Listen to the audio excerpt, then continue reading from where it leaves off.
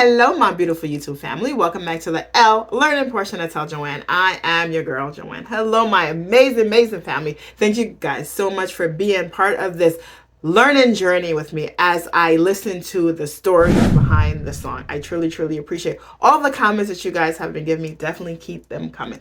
But before we start, you guys already know what we're about to do if you are part of the family, aka you're ready to subscribe. But if you're new to the channel, this is when I say hello. Now put me on pause or get yourself a beverage of choice. Hit that subscribe button so that you can become part of this absolutely incredible community. And on the count of three, we'll do our chair. You guys ready? 1, 2, 3. Let's go. First time reaction to the true meaning behind the song Bohemian Rhapsody. So I saw this and I had to jump on it. So I feel like this is when I fell in love with Queen, right? So when I was hearing the song, I was just so amazed because I've never seen a song that had so many different elements to it, so many different segments to it. Like this song had opera, it had a cappella, it had a guitar solo, it had rock, it had like everything. I feel like anything you can imagine, the song had it, and it pieced it together so beautifully. And that's just how my thought is. And it's funny because after I heard it the first time, I was amazed. I remember being amazed, and then I had to hear it again, and every time I heard it, I felt like I appreciated it more and more and more. I don't even know. So anyway, so to see that there's a behind the song, the meaning behind the song, I'm curious to know what he means, because I felt like, I don't remember what my first interpretation of the song was, but I feel like every time I hear it, my interpretation can change a little bit, but it really still is about like a person who kills someone, and I feel like I've come to find out that the person that he killed is actually himself, is a piece of himself that he killed. Anyway, guys, I'm doing all of this talking and we haven't even listened to the meaning behind this song. So let me listen to the meaning behind the song, and then after that we'll do some more talking. But definitely after the video, please comment below and let me know what your thoughts are. I'm very curious to see what this video is going to give us. All right, let's continue. The true meaning of the song Bohemian Rhapsody. Bohemian Rhapsody is a timeless classic and Queen's most popular song. Most fans know it by heart, but have you ever stopped to ask what it's about? And how did Freddie Mercury write this musical masterpiece? Join us as we uncover why Freddie Mercury wrote Bohemian Rhapsody and the true meaning of the song, A Night at the Opera. Queen pulled from operatic styles of music to make this song, which is partly why it stands out so much among other releases from that year, and still stands out to this very day. Bohemian Rhapsody forgoes all that you'd expect from a rock song, except for the instrumentation during the hard rock section. But while Queen's biggest hit is praised for its oddity, these unique qualities became a bit of a roadblock when Queen attempted to get the song on the radio. Imagine, Bohemian right? Rhapsody proved to be a hard sell to music. I could imagine that it was hard, because I think if you guys remember, what we always talk about is that within the music industry, they always try to label you into certain genre, into certain segment, right? And it's like, if you can't be labeled, if a song can't be labeled, they just don't know what to do with themselves. So the fact that this song, and I don't know, I mean, I guess I'll learn right now, but for me, this song had so many different segments in it. It's like, what do you say? Is it a rock song? Is it an opera song? Is it a this song? Is it a that? Like, it had so many different things, and I feel like sometimes people have a hard time just appreciating music for what it is. But I also understand, for money purposes, they got to try to label them, right? So, interesting. On the radio, Bohemian Rhapsody proved to be a hard sell to music executives who noted the song lacked a refrain or chorus that made the radio hits so infectious. Instead of a chorus, the song progresses linearly with an intro, then a ballad, followed by the namesake operatic portion that transitions into a hard rock section before ending on a classic coda.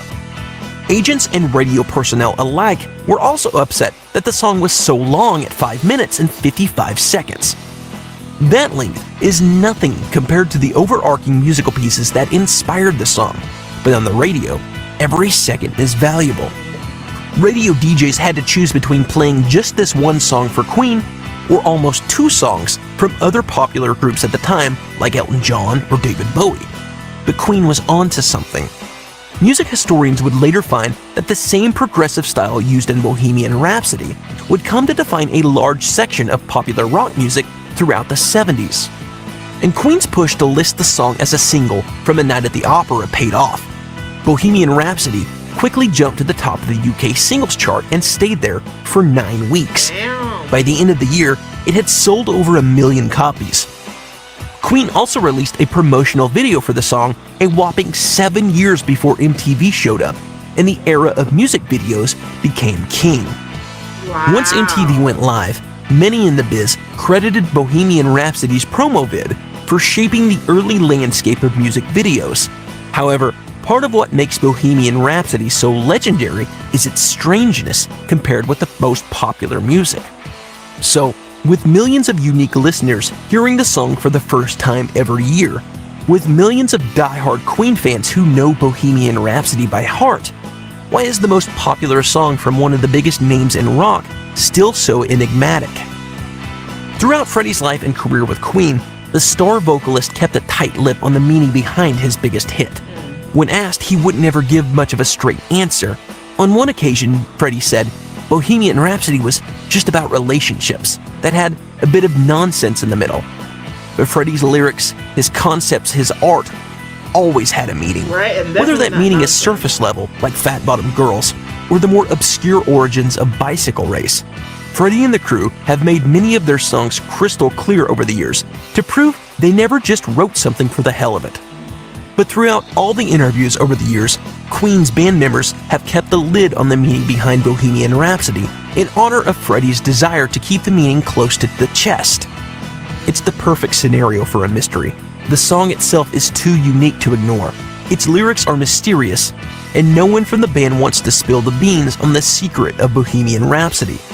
So, countless fan theories have sprung up over the years, with articles speculating the meaning, talk shows discussing the lyrics, and even academic papers attempting to unravel the mysteries of Bohemian Rhapsody.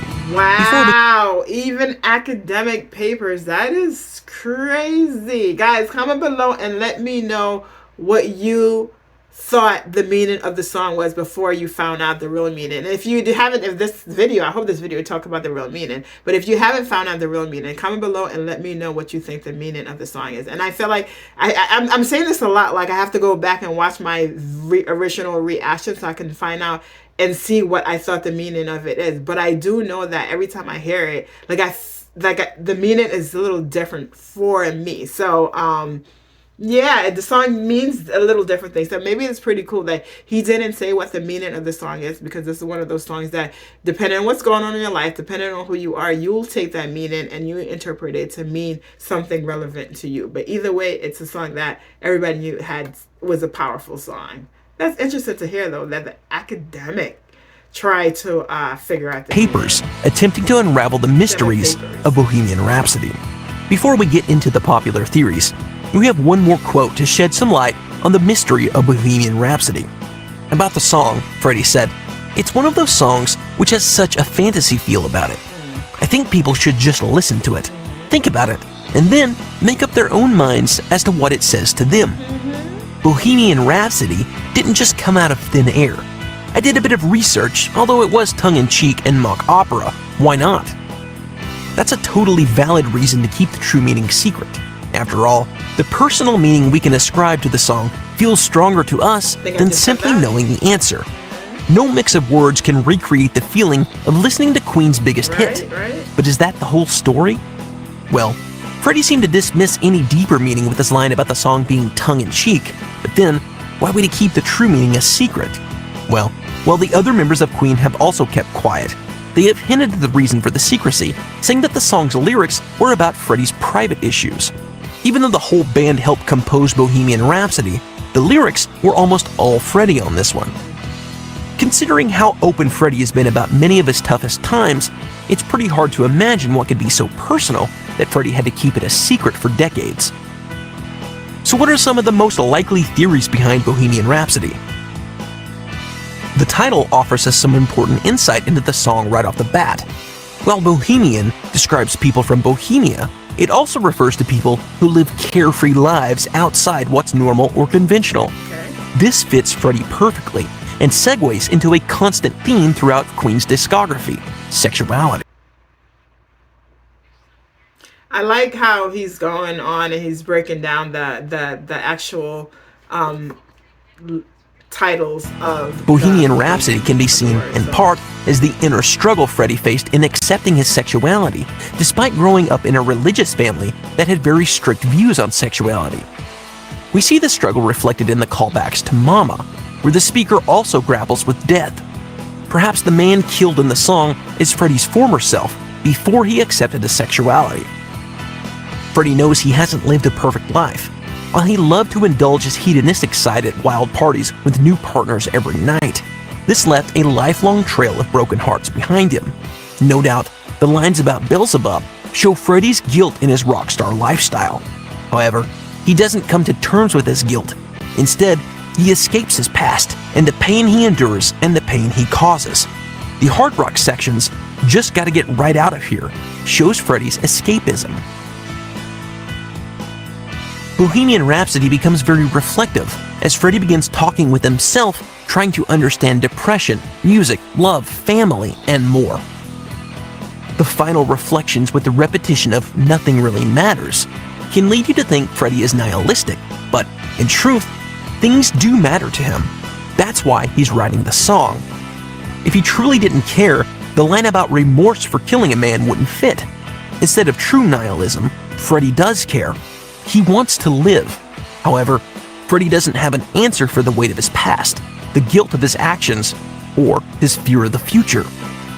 He finds these problems to be unsolvable.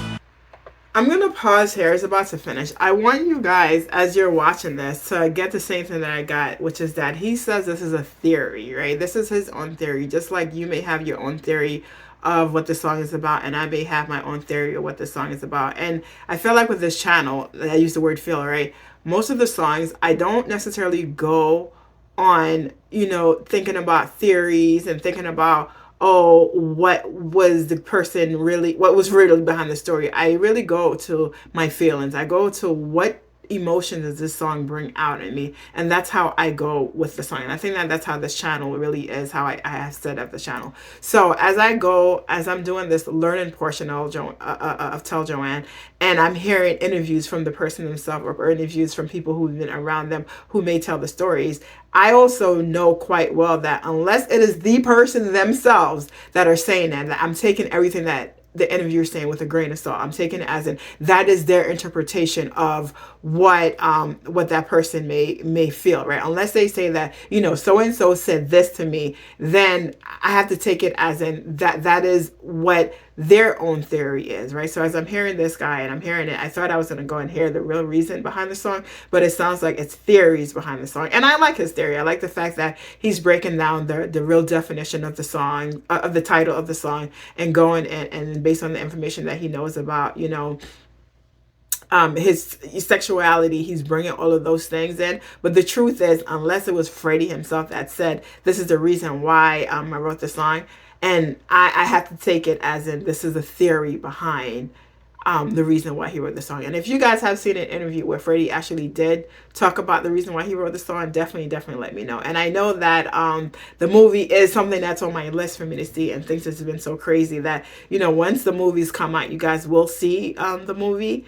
But I also know going in that you guys are telling me that, again, Joanne, you're watching the movie, it's for Hollywood. A lot of things may be, true, but a lot of things they're taking creative license and making things a certain way. So I'm saying all of this to hear, as I'm watching this, as I'm doing this learning portion and hearing the reason behind the song, unless it is the writer themselves that is talking, I have to take everything as in this is their theory behind it. Just like I may feel so strong and I may say that I think this is this and this is and that. All right, so comment below and let me know what you guys think about what I just said, and also let me know if your theory, and let me know if you think that this person's video is accurate, or if you think that yeah, but that's not really where I believe. I'm just curious to know what you guys your thoughts are. All right, so let me just go back a little bit and then let it finish playing. His actions, or his fear of the future.